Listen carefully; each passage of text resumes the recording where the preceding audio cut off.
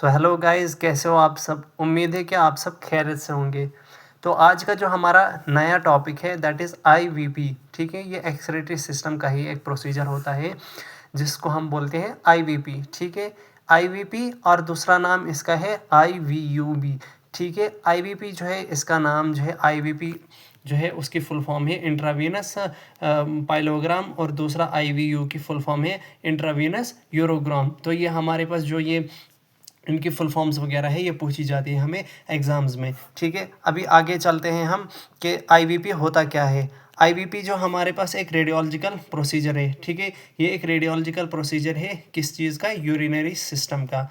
हमारे जो urinary system जो एक्सक्रीटरी सिस्टम हमारा होता है उसका ये क्या होता है, उसका एक प्रोसीजर होता है जिसमें हमारे पास क्या क्या आता है, जिसमें हमारे पास किडनीज़ आ गई, यूरेटर्स आ गया, ब्लेडर आ गया। ठीक है, ये सारी चीज़ें हम किडनीज़ को भी देखते हैं, फिर यूरेटर्स को भी देखते हैं, फिर ब्लेडर को भी हम देखते हैं। लेकिन हम इसमें क्या करते हैं, इंजेक्शन करते हैं कंट्रास्ट मीडिया। और ये हम कब देखते हैं, जब हमारे पास कंट्रास्ट हमने एडमिनिस्टर किया होगा बॉडी में। और ये वाला जो प्रोसीजर होता है इसमें जो हम कंट्रास्ट एडमिनिस्टर करते हैं वो हम करते हैं थ्रू आईवी, इंट्रावीनसली। ठीक है, तो आपके एग्ज़ाम में ये भी क्वेश्चन पूछा जा सकता है कि आपके बहुत सारे एक्सक्रीटरी के प्रोसीजर्स है, लेकिन उनमें से ऐसा कौन सा है जिसमें हम कंट्रास्ट जो है इंट्रावेनसली इंजेक्ट करते हैं। ठीक है, वो हमारे पास कौन सा है, आईवीपी। ठीक है, और आईवीयू। ठीक है, एक और डेफिनेशन हम यहाँ पे देखते हैं। ये आईवीपी जो है किसकी विजुअलाइजेशन हम करते हैं, ये विजुअलाइजेशन होती है रीनल पेल्विस की और कैलाइसिस की। ठीक है, रीनल पेल्विस और कैलाइसिस वगैरह की होती है। ठीक है, अभी रीनल पेल्विस और कैलाइसिस क्या होता है वो हम देखते हैं थोड़ा सा। रीनल पेल्विस और कैलाइसिस क्या होता है, फॉर एग्जांपल ये किडनी है हमारे पास। ठीक है, इसमें जो ऐसे ऐसे शेप्स की होती हैं इनको बोलते हैं रीनल कैलाइसिस। बाद में जब ये यहाँ पे मिल जाती हैं इसको बोलते हैं रीनल पेल्विस। ठीक है, अभी आगे चलते हैं हम एक और डेफिनेशन पे कि आईवीपी जो हमारे पास है वो एक रेडियोलॉजिकल प्रोसीजर है किस चीज़ का, पूरे के पूरे यूरिनरी सिस्टम में। फिर जैसे मैंने आपको बोला इसमें कैलाइसिस आ जाए, रीनल पैरेन्काइमा आया, या पेल्विस जो रीनल पेल्विस होता है। लेकिन ये कब करना है, जब आप क्या करोगे, कंट्रास्ट को इंजेक्ट करोगे intravenously. CM means contrast media. आगे हम चलते हैं इसी के एनेटमी पे। ठीक है, एनेटमी जो इसमें आ जाती है, एनेटमी में हमारे पास यूरिनरी सिस्टम में बहुत सारे पार्ट्स आएंगे। जैसे कि हमारे पास पेयर ऑफ किडनी आएगी, एक पेयर हमारे पास यूरेटर का आएगा, यूरिनरी ब्लेडर आएगा, और यूरिथ्रा हमारे पास यहाँ पे आता है। ठीक है, हमारे पास यहाँ पे देखो ये स्ट्रक्चर ऑफ यूरिनरी सिस्टम है और एक्सक्रीटरी सिस्टम है। इसमें हम क्या देखते हैं, दो हमारे पास किडनी है, this is right kidney and this is left kidney. और इसके ही नीचे फिर क्या करते हैं, यूरेटर्स, राइट यूरेटर और लेफ्ट यूरेटर। फिर ये दोनों जो है, दोनों यूरेटर्स किस में मिलते हैं, एक पाउच लाइक स्ट्रक्चर या सैक लाइक स्ट्रक्चर होता है जिसको हम बोलते हैं यूरिनरी ब्लेडर। ठीक है, और ब्लेडर में ही नीचे से क्या होती है, एक ओपनिंग होती है जहाँ से यूरिन जो है बाहर निकलता है, उसी को हम बोलते हैं यूरिथ्रा। आपको एक चीज़ याद रखनी है, मेल के केस में यूरिथ्रा का साइज ज़्यादा होता है as compare to the females, जिसकी वजह से क्या होता है कि मेल्स में इन्फेक्शन के चांसेस भी ज़्यादा होते हैं। तो ये आपने क्या देखा, स्ट्रक्चर ऑफ यूरिनरी सिस्टम। अभी जैसे आगे हम देखते हैं कि एक एक चीज़ को हम क्या करेंगे, अभी डिफ़ाइन करेंगे। ठीक है, तो आपको जब भी एग्ज़ाम में पेपर में आपको लिखना पड़ता है तो आपको बिल्कुल ऐसे सिस्टमिक वे में आपको लिखना है ताकि आपको ज़्यादा से ज़्यादा नंबर मिले। ठीक है, और ये बहुत ही मतलब अच्छा तरीका है एग्ज़ाम में लिखने का और नंबर ज़्यादा लेने का। ठीक है, तो अगर आप ऐसे पॉइंट वाइज लिखेंगे तो आपके नंबर जो है ऑटोमेटिकली जो है इंक्रीज़ हो जाएंगे। ठीक है, तो सबसे पहले हम स्टार्ट कहाँ से करते हैं, किडनी से। किडनी जो हमारे पास है वो बीन शेप होती है। बीन शेप मीन्स जैसे राजमा की शेप होती है वैसे ही इसकी भी क्या होती है, शेप होती है। और इसका कलर जो होता है वो कैसे होता है, रेडिश ब्राउन कलर होता है। क्या है, रेडिश ब्राउन कलर का ये क्या है, ऑर्गन है। अभी इसकी लोकेशन कहाँ पे है, ये जो है सिचुएट होता है कहाँ पे, at the level of T12 L3 vertebra. Means के जो हमारे पास थॉरेसिक की लास्ट वर्टिब्रा होती है 12 वाली, और जो L3 होती है लंबर की जो थर्ड वाली होती है, इसी के बीच में क्या होती है, ये किडनी हमारे पास प्रेजेंट होती है। ठीक है, अभी आगे देखते हैं हम साइज़ के बारे में। अगर किडनी का साइज़ देखा जाए एडल्ट के केस में, ठीक है, ये एडल्ट के केस में, ना कि किसी बच्चे के केस में, ठीक है। एडल्ट के केस में हम हमेशा क्या करते हैं, अपने मेडिकल फील्ड में एडल्ट को ही कंसिडर करके पढ़ते हैं किसी भी एनाटॉमी को हम, ठीक है। तो हम देखते हैं 11 सेंटीमीटर यहाँ पे क्या है, 11 सेंटीमीटर जो है इसकी यहाँ पे लेंथ आती है,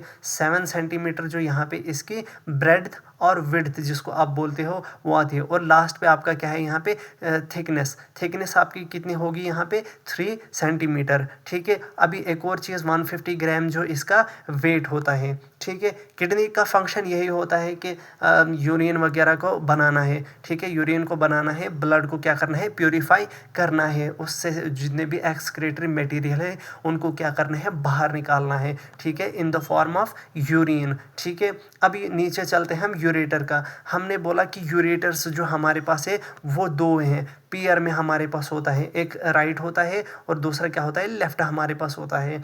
अभी ये कहाँ से अराइज होती हैं, किडनी जो है अराइज होती है, ये जो यूरेटर्स जो हैं वो अराइज कहाँ से होते हैं, किडनी से, और कहाँ तक जाते हैं, ब्लेडर तक। इनका काम क्या होता है, इनका काम जो है यही होता है कि ये क्या करते हैं, ट्रांसपोर्ट करते हैं यूरिन को, कहाँ से कहाँ तक, किडनी से ब्लेडर तक, ठीक है। क्योंकि किडनी तो यूरिन बनाती है, उसके बाद वो तो स्टोर नहीं कर सकते, उसका फंक्शन यही है कि यूरिन फॉर्म करना, यूरिन फॉर्मेशन। तो अब वो वहाँ तो नहीं रख सकती, तो वहाँ से क्या होता है, पास होके ब्लेडर तक क्या होता है, वो पास होके आएगा थ्रू यूरेटर्स और जाएगा कहाँ पे, ब्लेडर में। अभी आगे देखते हैं हम यूरिनरी ब्लेडर क्या होता है। ये जो ब्लेडर हमारे पास होता है, यूरिनरी ब्लेडर जो हमारे पास सैक लाइक स्ट्रक्चर या पाउच लाइक स्ट्रक्चर आप बोलो, ये एक हॉलो होता है, अंदर से हॉलो मस्कुलर ऑर्गन, ये मसल्स का बना हुआ होता है, स्मूथ मसल्स का ये बना हुआ होता है, ठीक है, जो क्या करता है, स्टोर करता है यूरिन को टेम्परेरी टाइम के लिए, ठीक है। फिर जब हमारे पास क्या होता है, सिग्नल जाता है ब्रेन को, तो ऑटोमेटिकली हम क्या करते हैं, हमारा ब्रेन जो हमारे पास एक सिग्नल भेजता है कि यूरिन पास करने के लिए, ठीक है, और उसके बाद हम क्या करते हैं, यूरिन पास करते हैं। अब आगे हम देखते हैं इंडिकेशंस जो इसकी है, वो इंडिकेशंस क्या है। तो इंडिकेशंस जो हमारे पास है, इंडिकेशंस होता क्या है, इंडिकेशन मींस क्या होता है, इंडिकेशन मींस क्या, ऐसी कहाँ कहाँ जो हमारे पास कंडीशंस है जहाँ पे आप जो है ये प्रोसेस आप कर सकोगे। कोई भी प्रोसेस आपको अगर करना है तो उसके कहाँ कहाँ जो वजह है, कहाँ आप कर सकते हो। इंडिकेशन का मतलब यही होता है कि आप कहाँ पे कर सकते हो, और कंट्रा इंडिकेशन आगे आएगा तो उसका मतलब है कि आप जहाँ नहीं कर सकते हो प्रोसीजर। तो हम स्टार्ट करते हैं इंडिकेशंस कहाँ से, एबनॉर्मेलिटीज़ जैसे होंगी, जैसे कि किडनी में एबनॉर्मेलिटी होगी, यूरेटर्स में एबनॉर्मेलिटी होगी, ब्लेडर में एबनॉर्मेलिटी होगी। अब ये एबनॉर्मेलिटी का मतलब है क्या, जैसे कि किसी को क्या होता है, किसी को ट्रांसप्लांट की होगी रिसेंटली किडनी, किसी को एक किडनी होगी, अच्छा किसी को क्या है, यूरेटर्स में जो है बिल्कुल ही क्या हो जाता है, ऑब्स्ट्रक्शन हो जाती है, यूरेटर जो बंद ही हो जाता है, तो नहीं कर सकते हम उस केस में। ब्लेडर में क्या होता है, कभी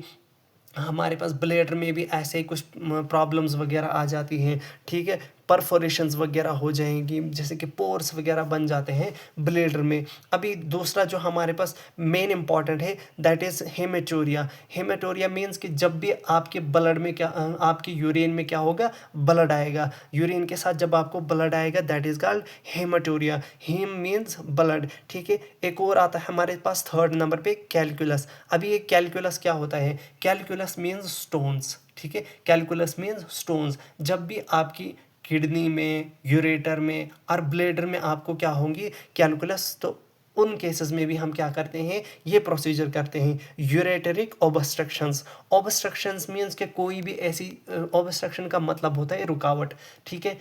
यूरेटर में कोई भी ऐसी चीज़ आ गई, फंस गई, जिसकी वजह से क्या हो गया, रुकावट आ गई किसमें, यूरिन को नीचे उतरने में, और वो किसकी वजह से होगा, जैसे कि फॉर एग्जांपल आपके यूरेटर में कैलकुलस आ गया, स्टोन्स वगैरह वहाँ पे फंस गई, तो उसकी वजह से क्या होता है, ऑब्स्ट्रक्शंस होती हैं। नेफ्रोलिथियासिस, नेफ्रो का वर्ड जो है ये रिप्रेजेंट करता है किडनी को। और जो लिथियासिस होता है, लिथियासिस मीन्स स्टोन्स, ठीक है, मीन्स कि जब भी आपकी किडनी में, किसमें, जब भी आपकी किडनी में स्टोन्स होंगे उसको बोलेंगे, उस कंडीशन को बोलेंगे नेफ्रोलिथियासिस, ठीक है। यहाँ पे लिखा है renal stones are formed within the kidney, जब क्या होता है स्टोन्स जो है किडनी के अंदर बनती हैं। यूरोलिथियासिस, अभी यूरोलिथियासिस क्या होता है, जब आपका, जैसे कि आप, मैंने ऊपर बोला लिथियासिस का मीन्स क्या होता है, स्टोन्स, यहाँ पे भी लिथियासिस का मीन्स क्या है, स्टोन्स। लेकिन यूरो में यहाँ पे क्या क्या आएगा, जैसे कि आपके यूरेटर्स आएंगे,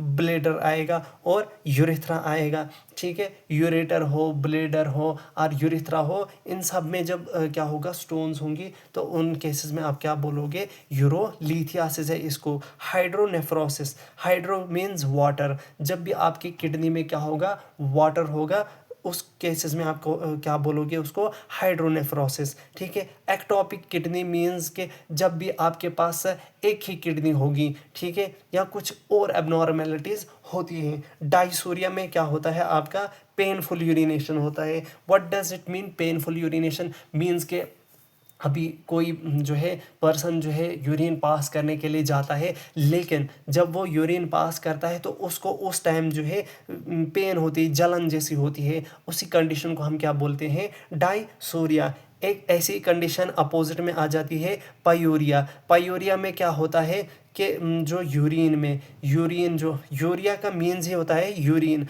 ठीक है। जब भी आपके जो यूरिन में जो है पस फॉर्मेशन हो जाए, पस बन जाए यूरिन में, उसी को बोलते हैं पायूरिया। अभी आगे जो है हम देखते हैं कॉन्ट्राइंडिकेशंस क्या होती हैं। जैसे कि मैंने पहले ही आपको बोला कॉन्ट्राइंडिकेशन होता क्या है। कॉन्ट्राइंडिकेशन उन्हीं को बोलते हैं जहाँ जो कंडीशंस है वहाँ पे आप प्रोसीजर नहीं कर सकते हैं, ठीक है। जैसे कि कॉन्ट्रास्ट एलर्जी, किसी पेशेंट को क्या होता है, कॉन्ट्रास्ट से एलर्जी होती है, एलर्जी होती है, उन केसेस में आप नहीं कर सकते। और कॉन्ट्रास्ट एलर्जी में एक ऐसा भी आ जाता है जहाँ पेशेंट की डेथ भी होती है, तो इसलिए आप क्या करेंगे, कॉन्ट्रास्ट एलर्जी पेशेंट्स के केस में आप ये प्रोसीजर नहीं करेंगे, ठीक है। प्रेगनेंसी के केस में, प्रेगनेंसी के केस में भी आप नहीं करेंगे, क्यों, क्योंकि ये जो प्रोसीजर है आप करते हो under the x-ray based equipments, either fluoroscopy पे और आप करेंगे एक्सरे पे, ठीक है। तो इसके बाद हम देखते हैं डायबिटिक, डायबिटीज़ और डायबिटिक पेशेंट। जब भी पेशेंट क्या होता है, डायबिटिक होता है या डायबिटीज़ उसको होती है, उस केस में भी हम क्या करते हैं, ये वाला प्रोसीजर जो है वो हम नहीं करते हैं, ठीक है। एक और चीज़ हम देखते हैं रिसेंट एब्डोमिनल सर्जरी, जहाँ जहाँ मैंने टिक किया हुआ है, ये जो है सबसे ज़्यादा इंपॉर्टेंट पॉइंट्स है कंट्रा इंडिकेशंस के लिए, इसीलिए मैंने यही यही पॉइंट्स इसमें डाले हुए हैं, ठीक है। अभी जैसे कि किसी को क्या होता है, रिसेंटली एब्डोमिनल सर्जरी हुई होती है, उन केसेस में भी आप नहीं करेंगे। अच्छा, एक और चीज़ जो है, आप प्रोसीजर करने से पहले आप पेशेंट का KFT और RFT, KFT होता है kidney function test, kidney function test, और जो हमारे पास RFT होता है that is renal function test, ये दोनों सेम ही है, एक ही चीज़ के दो नाम हैं। तो हमारे पास ये चेक करना है, उसकी एक वैल्यू होती है जिसे मैंने यहाँ पे लिखा हुआ है 0.3 to 1.6। इस वैल्यू के बीच में कोई भी वैल्यू आए तो आप क्या कर सकते हैं, ये प्रोसीजर कर सकते हैं आराम से। लेकिन अगर आपका ये वैल्यू नहीं आ रहा है तो आप उन केसेस में नहीं कर सकते। लेकिन अभी क्या होता है, कुछ डॉक्टर्स बोलते हैं, डॉक्टर्स को वो प्रोसीजर चाहिए ही चाहिए, तो वो क्या करते हैं, तो आप क्या करेंगे, उन कंडीशंस में डॉक्टर से रिटन साइन आप लेंगे कि डॉक्टर्स ने जी बोला हुआ है कि आप ये प्रोसीजर कर सकते हैं, ठीक है। अभी आगे हमारे पास एक पॉइंट है कंट्रास्ट मीडिया। अब कंट्रास्ट मीडिया कौन सा यूज़ करोगे, जैसे कि मैंने यहाँ पे लिखा हुआ है ओमनी पैक, जैसे हम यहाँ पे यूज़ करते हैं वो हम यूज़ करते हैं कंट्रास्ट मीडिया ओमनी पैक, ठीक है। ये आप भी यूज़ करेंगे, ठीक है। मैंने कुछ यहाँ पे लिखा है किस पेशेंट के लिए कितना कितना हमने देना है कंट्रास्ट, ठीक है। जैसे कि एडल्ट के लिए मैंने लिखा हुआ है, एडल्ट को आप 50 ml दे सकते हो कंट्रास्ट, लेकिन जो बच्चे होंगे पीडियाट्रिक केस में आप क्या करोगे, उनके वेट के हिसाब से आप उनको कंट्रास्ट देंगे। फॉर एग्जांपल पीडियाट्रिक जो बच्चा है उसका वेट हमारे पास 10 kg है, तो आप क्या करेंगे, उनको 10 ml कंट्रास्ट उस वक्त देंगे, ठीक है। कभी कभी हमारे पास क्या होता है, एक डबल डोज हम करते हैं आईवीपी के लिए। वो डबल डोज क्या होता है, डबल डोज का मतलब होता है कि उसका जो बॉडी वेट था उसको डबल करेंगे हम उसको मल्टीप्लाई करेंगे 2 से, और उतना हम उसको क्या करेंगे, कंट्रास्ट देंगे। फॉर एग्जांपल किसी का जो वेट है दैट इज़ 15, तो हम डबल डोज में क्या करेंगे, इंटू 2 करेंगे, तो उसको हम क्या करेंगे 30 ml कॉन्ट्रास्ट देंगे। ठीक है, अभी इसमें इक्विपमेंट्स क्या क्या होने चाहिए, जैसे इक्विपमेंट्स में हमारे पास क्या होना चाहिए, रेडियोग्राफिक यूनिट। हम जो यहाँ पे करते हैं, हम करते थे एक्सरे पे, एक्सरे पे हम अभी भी करते हैं यही वाले प्रोसीजर्स, आईवीपी हो, आरजीयू हो, एमसीयू हो, ये हम कहाँ पे ही करते हैं, एक्सरे के इक्विपमेंट पे। लेकिन बहुत सारी जगहों पे क्या होता है, फ्लोरोस्कोपिक के अंडर हमारे पास ये प्रोसीजर होता है। ठीक है, अभी इसमें आपके पास कैसेट्स वगैरह तो ऑलरेडी वगैरह होते हैं, लेकिन मेन जो आपके पास इक्विपमेंट्स होने चाहिए, जैसे कि आपके पास कैनुला होना चाहिए जिसके थ्रू आप जो है कंट्रास्ट इंजेक्ट करेंगे। आपके पास सिरिंज होनी चाहिए, कौन सी 50 ml की सिरिंज होनी चाहिए। कंट्रास्ट मीडिया जैसे मैंने बोला ओमनी पैक हमारे पास होना चाहिए। ठीक है, इमरजेंसी ड्रग्स आपके पास ऑलरेडी ऑलवेज आपके पास जो है हमेशा होनी चाहिए। ठीक है, हर जगह जहाँ पे भी आप काम करोगे तो आप कंट्रास्ट प्रोसीजर करने से पहले आप ये तो देखो कि हमारे पास वो स्टॉक है या नहीं, आपके पास ये सारी इमरजेंसी ड्रग्स हैं या नहीं। ऐसा नहीं हो कि आपके पास इमरजेंसी ड्रग्स नहीं थे और आपने प्रोसीजर किया, उसकी वजह से क्या हो, कभी कभी पेशेंट की डेथ हो गई, तो उन केसेस में आप कहाँ से फिर दवाई लाएंगे। ठीक है, या पेशेंट को एलर्जी हो गई। ठीक है, अभी यहाँ पे आगे चलते हैं हम, पेशेंट प्रेपरेशन। पेशेंट को आप क्या क्या प्रेपरेशन में करोगे। ठीक है, तो आप देखोगे यहाँ पे हम क्या करते हैं, पेशेंट को सबसे पहले बोलते हैं लो डाइट लेने के लिए। लो डाइट लेने के का मतलब होता है जैसे फैटी चीज़ें नहीं खानी है, ऑयली चीज़ें नहीं खानी है। और ये जो आपने बोलना है, एडवाइस करना है 2 से 3 दिन पहले आपको उसको क्या क्या बोलना है, लो डाइट खाने के लिए। ठीक है, अगर पेशेंट डायबिटिक है, पेशेंट फॉर एग्जांपल डायबिटिक है और उसको करवाना ही करवाना है अभी ये वाला प्रोसेस, जैसे मैंने बोला था डायबिटिक जो है, डायबिटीज़ जो है कंट्रा इंडिकेशन है, लेकिन अभी हमारे पास रीज़न ऐसे हैं कि हमें करना ही करना प्रोसीजर है, तो उन कंडीशंस में आप क्या करोगे, पेशेंट को बोलोगे मेटफॉर्मिन टैबलेट लेने के लिए। ये भी आप क्या करोगे, 2 से 3 दिन पहले जो है पेशेंट को बोलोगे लेने के लिए। ठीक है, आरएफटी जो हमारे पास है वो क्या होना चाहिए, नॉर्मल, जैसे मैंने बोला 0.3 टू 1.6 होना चाहिए, इसकी रेंज होनी चाहिए। ठीक है, एनपीओ, पेशेंट जो है नील पर ओरली होना चाहिए 4 से 6 घंटे, मीन्स कि उसने 4 से 6 घंटे तक कुछ नहीं खाया होना चाहिए। ठीक है, पेशेंट को आपको डालकोलेक्स टैबलेट्स या चारकोल हमारे पास टैबलेट वगैरह होती है। ये किस लिए होते हैं कि जैसे कि इंटेस्टाइन्स में गैसेस वगैरह बनती हैं, वो गैसेस रिमूव करने के लिए हम क्या करते हैं, डालकोलेक्स टैबलेट्स देते हैं। क्यों देते हैं हम, अगर अभी फेसेस ये जो भी हमारे पास गैसेस होती हैं तो उनकी शेडोज़ वगैरह वहाँ पे बन जाती हैं। तो अगर शेडोज़ वहाँ पे बनेंगी तो अगर हमारे पास कोई एबनॉर्मेलिटी होगी वो उसकी वजह से नहीं दिखेगी, जिसकी वजह से इमेज क्वालिटी क्या होगी, डिक्रीज़ होगी। अब प्रोसीजर में हम देखते हैं कि प्रोसीजर करना कैसे है आपको। ठीक है, सबसे पहले जो है प्रोसीजर को आपको क्या है, जो भी आपका प्रोसीजर रूम है उसमें आप उसको ले जाएंगे। ठीक है, पेशेंट को जो भी है आप समझाएंगे चीज़ें, कि जैसे आपको क्लास आपने रिमूव करवाने हैं और आपको हॉस्पिटल गाउन लगाना है, उसको सारी चीज़ें एक्सप्लेन करनी है कि आपके साथ कैसे कैसे प्रोसीजर होगा, कितना टाइम इसमें लगेगा, ताकि पेशेंट जो है कंफर्टेबल हो जाए, वो डरे ना, बीच में वो हेजिटेट ना हो जाए ड्यूरिंग द प्रोसीजर। तो अगर उसको पहले ही इन सब चीज़ों की इंफॉर्मेशन होगी तो वो तो पहले ही से इन्फॉर्म्ड होगा इन चीज़ों के लिए। ठीक है, तो आप पहले से अच्छे से उसको जो है एक्सप्लेन करेंगे प्रोसीजर। आप सबसे पहले अभी क्या करेंगे, पेशेंट को सुपाइन पोजीशन में टेबल पे लिटाएंगे। ठीक है, जब आप सुपाइन पोजीशन पे लिटा दिया टेबल पे, आप क्या करेंगे, एक प्लेन फिल्म, या इसको स्काउट फिल्म बोलते हैं, या टोपोग्राम फिल्म बोलो, प्री एलिमिनरी फिल्म बोलो, ये सारी जो है सेम ही होती हैं। ये भी कभी एग्ज़ाम में पूछा जाता है कि प्लेन फिल्म को और क्या नाम है, स्काउट फिल्म है, प्री एलिमिनरी फिल्म है, सिटी टोपोग्राम इसका नाम है। ठीक है, ये आप सबसे पहले लेंगे। इसके बाद आप क्या करेंगे, इसके बाद जो आपने जैसे पेशेंट को आपने कैनुला वगैरह लगवाया होगा, अब क्या करेंगे आप, पेशेंट को जो है आईवी के थ्रू जो है क्या करेंगे, कंट्रास्ट इंजेक्ट करेंगे। और आपको with in 1 minute with in 1 minute वो सारा कंट्रास्ट दे देना है। ऐसा नहीं करना है कि आपको पुश ज़्यादा देना है, आप आराम से स्लोली वो इंजेक्ट करें। आपको 50 ml करना है तो 30 से 60 सेकंड के अंदर आपने उसको क्या करना है, पुश करना है, ठीक है। इतना होता है आपका प्रोसीजर कंप्लीट। और इसके बाद आपकी आ जाती है अब फिल्मिंग। अब आपको क्या है, फिल्म लेनी पड़ती है टाइम टू टाइम, वो आगे हम देखते हैं। तो फिल्मिंग में जो है सबसे पहला जो आता है हमारे पास स्काउट फिल्म। जैसे मैंने बोला स्काउट फिल्म आप लोगे, ताकि क्यों लोगे आप, जैसे कि आपकी पेशेंट पोजीशन चेक करने के लिए, पोजीशन ऑफ किडनी, कोई कैलकुलस तो नहीं, कैल्सिफिकेशन तो नहीं, गैस पैटर्न्स तो नहीं, ये सब चीज़ें आप देखोगे किस में, स्काउट फिल्म में। इसके बाद आप क्या करोगे, 1 मिनट फिल्म लोगे। ये 1 मिनट फिल्म का, अब इसके स्काउट फिल्म के बाद आप क्या दोगे, कंट्रास्ट दोगे। अब कंट्रास्ट को जब आपको 1 मिनट हो जाएगा आपने दिया होगा, तो आप क्या करोगे, एक फ़िल्म लोगे 1 मिनट पे, ठीक है। 1 मिनट फ़िल्म का मतलब कोई नाम नहीं फ़िल्म का, ये आपको क्या करना है, टाइम बेस्ड फिल्म्स होती हैं।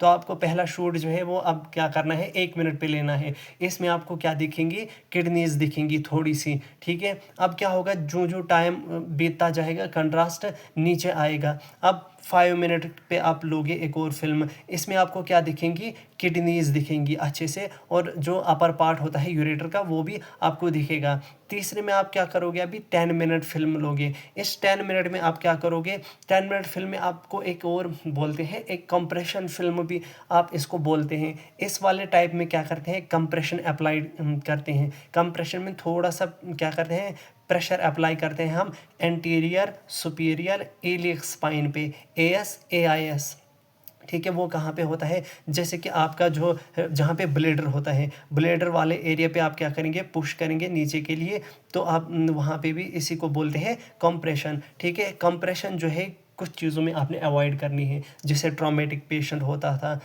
किसी के रीनल ट्रॉमा हुआ था, एब्डोमिनल सर्जरी हुई, तो आपको क्या है, अवॉइड ही करना है। और जब आप प्रेशर अप्लाई करें, ज़्यादा भी ज़ोर से नहीं करना है, आराम से जेंटली आपने प्रेशर अप्लाई करना है।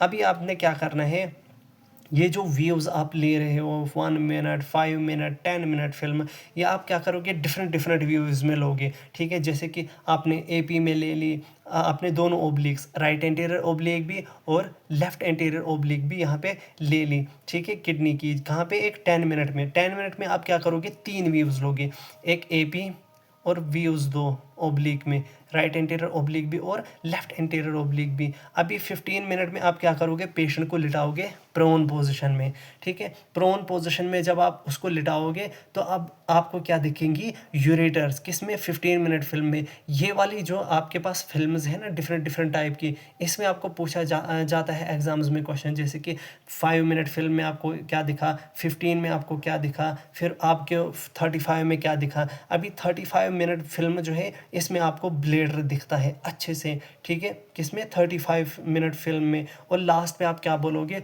पेशेंट को बोलोगे यूरिन मिक्चुरेट करने के लिए। जब वो वापस आएगा वहाँ से, तो आप क्या करोगे, आफ्टर मिक्चुरेशन, उसी को बोलते हैं वाइड, पोस्ट वाइड उसी को बोलते हैं। फिल्म लेनी आपने कहाँ पे, 45 मिनट्स के बाद, मीन्स के 35 और 45 के बीच में सिर्फ 10 मिनट का गैप रहना चाहिए, ठीक है। और आपने क्या है, ये वाली फिल्म आफ्टर वाइडिंग या मिक्चुरेशन ही लेनी है।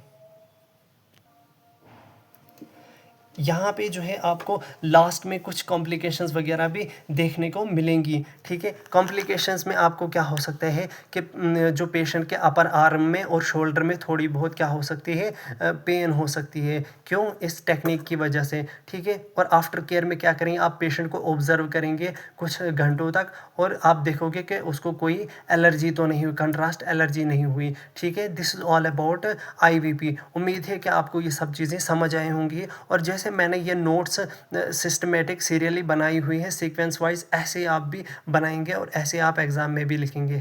Thank you.